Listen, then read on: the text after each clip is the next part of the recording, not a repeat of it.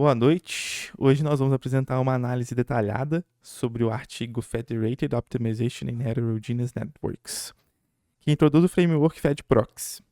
A gente vai explorar como essa proposta soluciona um dos maiores gargalos da implementação real de aprendizado de máquina distribuído, a heterogeneidade inerente às redes massivas. O objetivo aqui é entender não só como o algoritmo funciona, mas por que ele é necessário frente às limitações das abordagens anteriores. Boa tarde também, boa noite, bom dia. Como o Lucas falou, a gente vai trabalhar aqui com aprendizado federado. Então, para a gente começar todo mundo na mesma página, todo mundo entendendo, a gente precisa revisitar os conceitos de aprendizado federado. Então, diferente do machine learning tradicional, onde a gente tira os terabytes de dados para um data center que é centralizado, num local fixo, no Federated Learning, no aprendizado federado, a gente traz o treino até os dados. Então, o treinamento vai acontecer onde estão os dados, né? Então, o treinamento ocorre localmente no dispositivo de borda. Então, a gente tem celulares, sensores IoT, tablets. Então, o servidor central, ele atua apenas como um orquestrador. É quem vai organizar como vão ser feitos esses treinamentos, né? Então ele agrega as atualizações de pesos, nunca vendo os dados brutos, então ele tem essa questão de, é, não é transparência, né, mas uma descentralização, e isso resolve os problemas críticos de privacidade, né, porque o processamento vai acontecer na própria borda, não vai passar pelo servidor central. Custo de comunicação, mas ele introduz um novo cenário de complexidade operacional, você tem que fazer essa operação na borda, né? Nos celulares, nos IoTs, nos tablets ou em carros, né? Aí no caso de redes veiculares. Pode passar. Então, falando mais desse desafio da heterogeneidade, tirar o treino do data center controlado e levar para o mundo real traz dois grandes problemas que o artigo destaca e é, discute sobre. A heterogeneidade dos sistemas, então no mundo real, não tem padronização de hardware. Você tem dispositivos com capacidade de CPU, bateria e conexão de rede drasticamente diferentes. Você tem um dispositivo que está com a bateria cheia, consegue fazer um treinamento por muito tempo. Você tem um dispositivo que a bateria pode acabar durante o treinamento. Você tem dispositivo em 3G, 4G, Wi-Fi. E a heterogeneidade estatística é outro problema na hora de fazer esse aprendizado descentralizado. Porque os dados não são identicamente distribuídos. O padrão de um usuário em São Paulo, no Brasil, é diferente de uma pessoa em outra região, por exemplo, no Japão. E essa variabilidade estatística viola as premissas básicas da convergência da maioria dos algoritmos clássicos. Então, os algoritmos de aprendizado federado que consideram é, que o conjunto de o aprendizado que está distribuído ele é mais homogêneo e acaba que quando você aplica esses algoritmos na prática, os resultados não são muito bons. Então, atualmente o padrão que existe na indústria é o algoritmo do Fed Average, Fed AVG.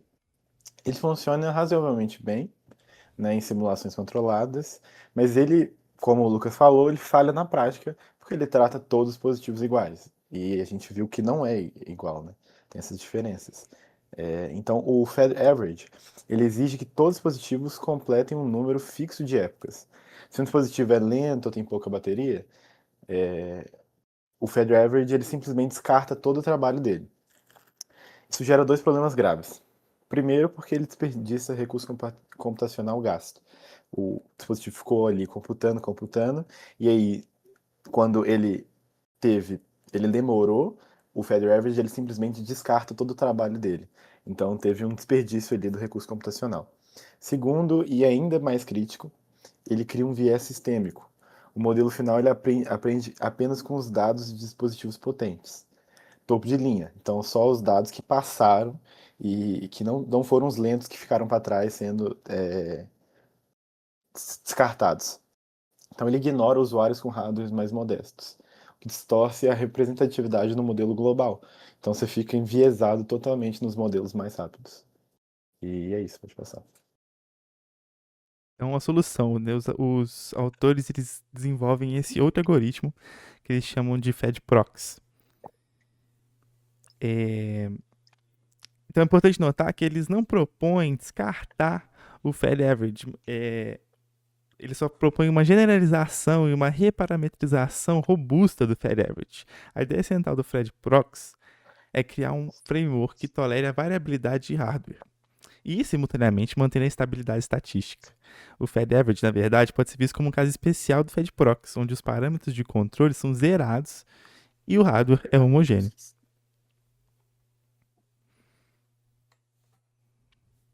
Então, a primeira grande inovação da técnica do FedProx é que é o conceito de trabalho parcial, que ele formaliza no artigo como gama inexatidão.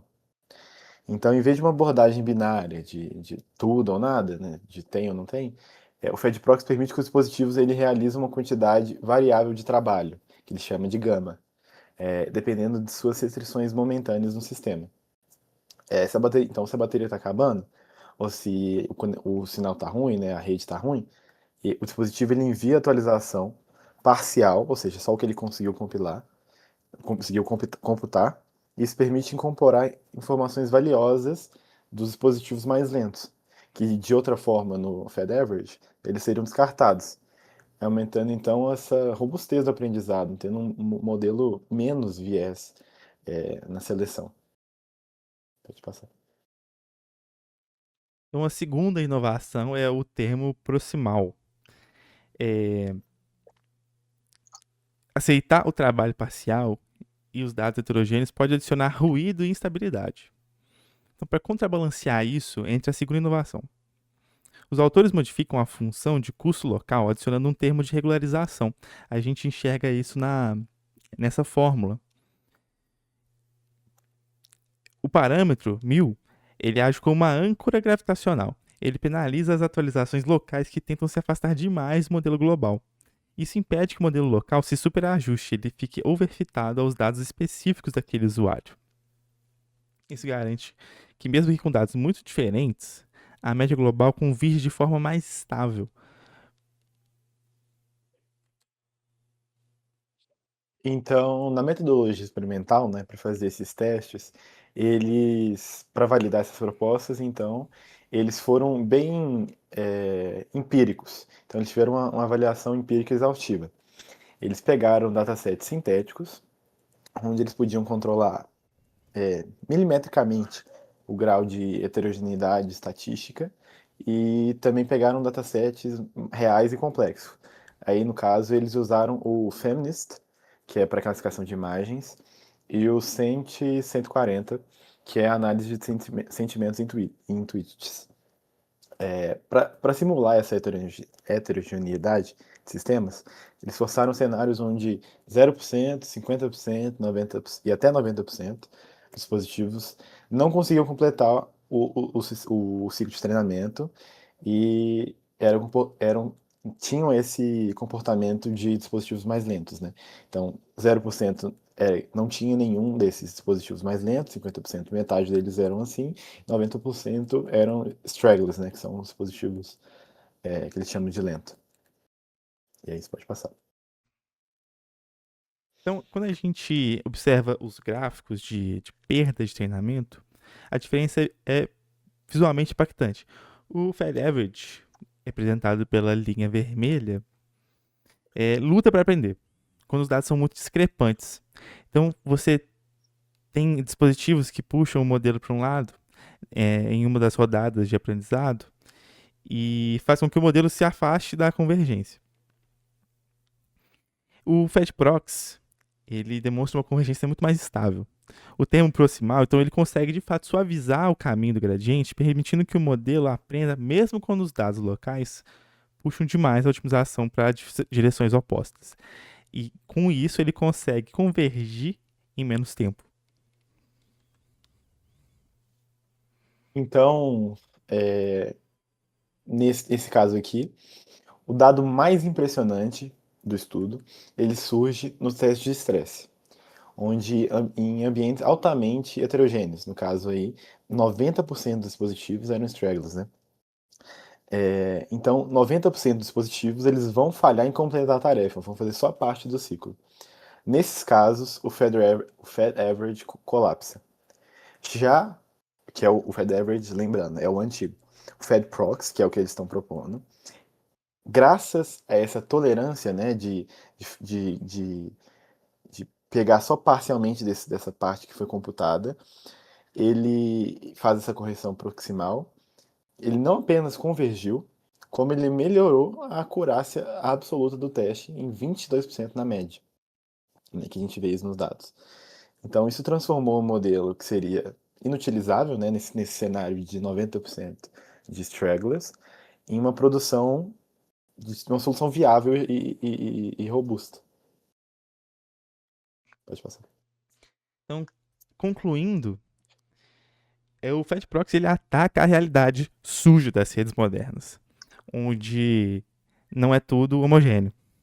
E não é apenas uma teoria idealizada, ele de fato tem aplicações reais. Mais do que resultados empíricos, o artigo fornece garantias teóricas de convergência para funções objetivas não convexas, com similaridade limitada, algo que o FedAverage carece. Isso torna o FedProxy uma escolha muito segura para aplicações críticas de IoT e Edge AI. O algoritmo é, portanto, um passo fundamental para tornar o aprendizado federado escalável fora dos laboratórios de pesquisa. É isso. Obrigado pela atenção.